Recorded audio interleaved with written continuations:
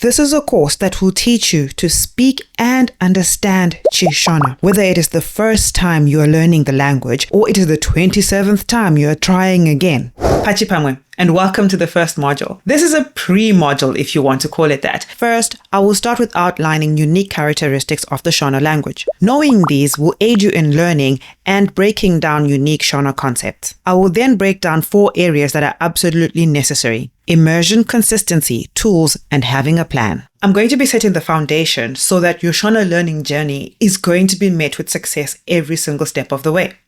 Shona is a vibrant and very colorful language. It's a Bantu language. It's spoken by about 15 million people in Southern Africa, with another 3 or 4 million in the diaspora.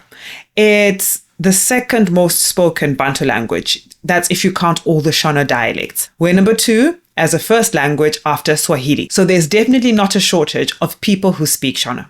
So, like the other Bantu languages, Swahili, Zulu, Xhosa, Tonga, Nyanja, Bemba, Lingala, Kinyarwanda, there are going to be a lot of similarities. So when you hear people speaking these languages, it's the same as in the Romance languages. You're going to hear similarities between the Spanish and the Italian and the Portuguese and the French, because they all have a main common root. Same with the Bantu languages. There are a lot more Bantu languages than Romance languages, so there are going to be also a lot more differences. But if you come from another Bantu language, you can use that to help as a scaffold in learning Shona. Most Bantu languages have got noun classes, and Shona is Bantu on steroids.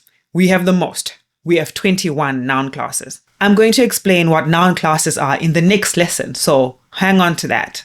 After noun classes, agglutination is one area that learners find difficult.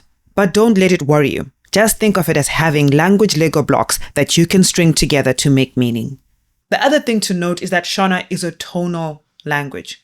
We do not show these tones anywhere when we are writing Shona, so it tends to be a little bit harder for Shona learners to get the tones right. So from the get-go, when you listen to any Shona, try and pick out what tone are they using. That way, your Shona learning will be also fast-tracked and focused so that people can understand you and you can understand other people better. Because when a tone changes, the meaning might change, and you don't want to get lost just because the tone has changed the meaning.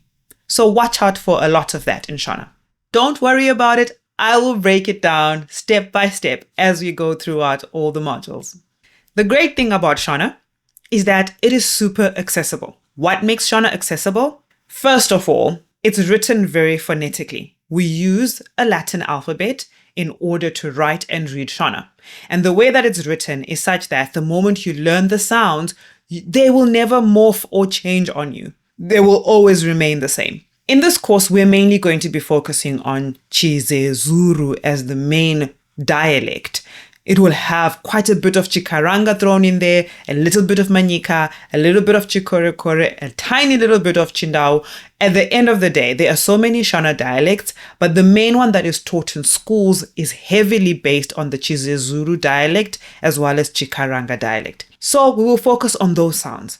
It means that what you see is what you will hear and is what you will reproduce.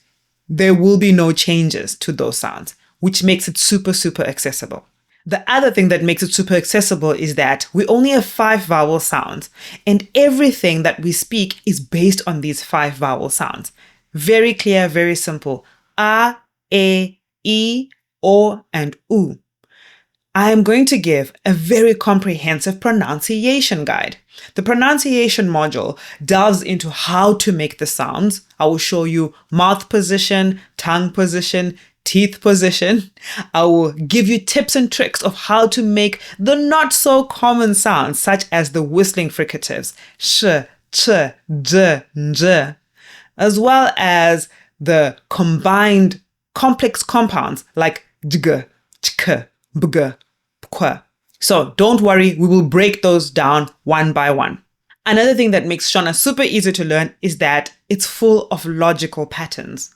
We're going to be learning the grammar pattern by pattern. And as soon as you've learned a pattern, you can practice it out and use it. And that's what will make Shona so much more easy and focused for you to learn.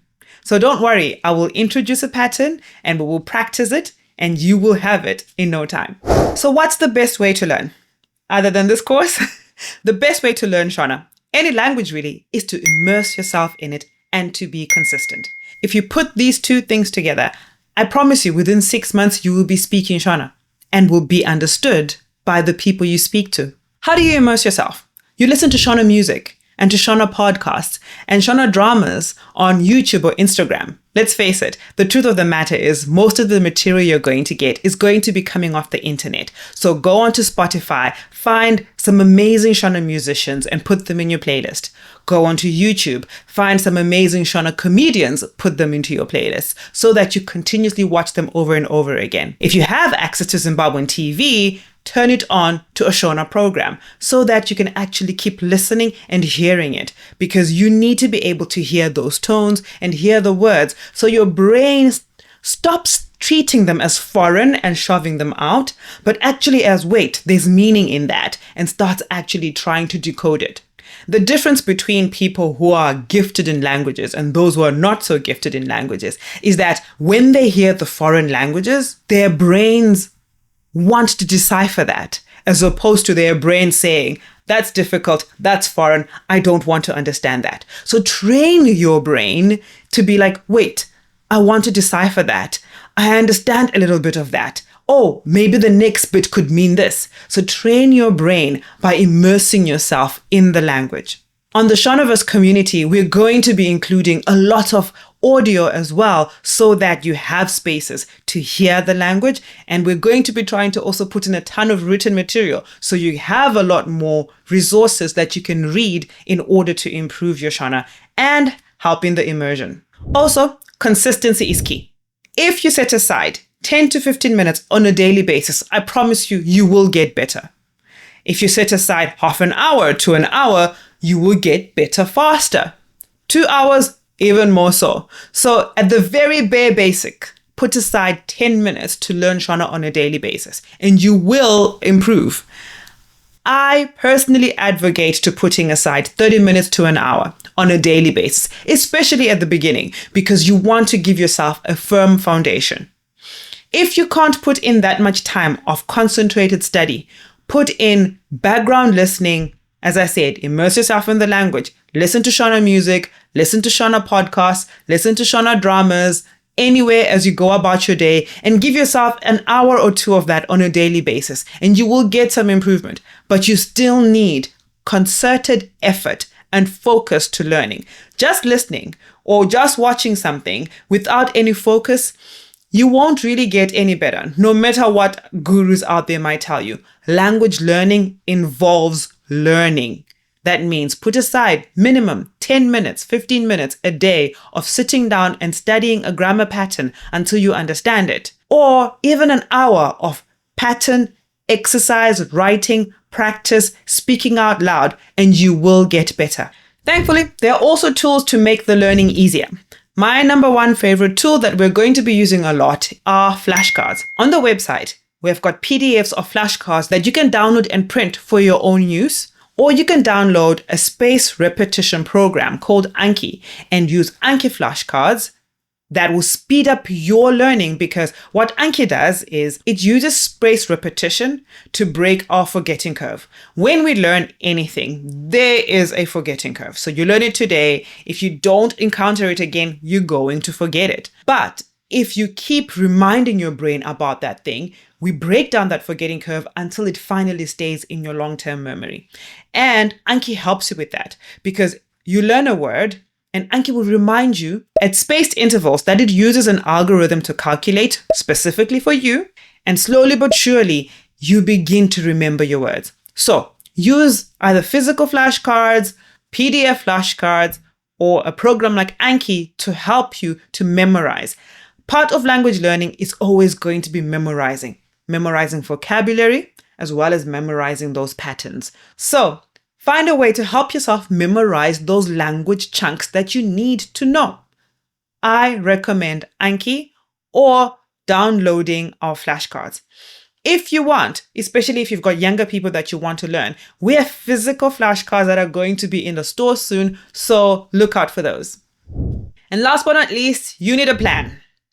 Without a plan, you will not actually hit any targets. If you just tell yourself, I want to learn how to speak, Shona, you will learn some things, but then you will always find yourself in the space where you're speaking to people and suddenly you're like, I don't understand what they're saying, or you just cannot find the right words. So when you have a plan and goals that you set for yourself, and you begin to hit those goals, not only will you see your progress, but that can work very much as great motivation for yourself to get better each and every day. This is just laying the foundation.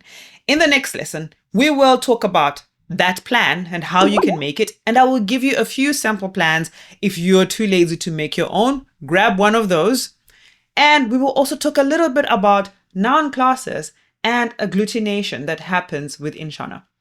So see you in the next one. Tona.